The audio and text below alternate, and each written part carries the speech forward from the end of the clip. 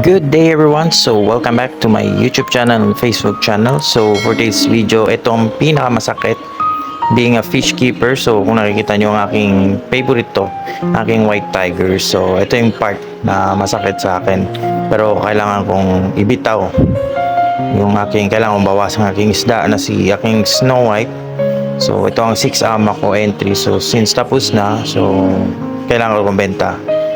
So nakita nyo, ang aking insan is minamekos-mekos niya na yung tubig piniprepare na by Boss Dan.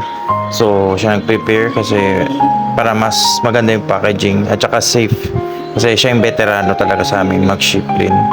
So yan, nakita nyo, may menu na nilagay sa plastic. So sine-check niya tamang timpla, tamang tubig, so oxygen for safety. Also 8 hours lang naman, so sambuang ka tuholo. So una sa lahat, shoutout kay Boss Carms Oak ata yun sa Facebook. So boss, sana alagayan nyo ng mayos ang aking little Snow White. So yan, nakapack na, secured na, nakaguma, well na yung niya, well goods na yung oxygen niya.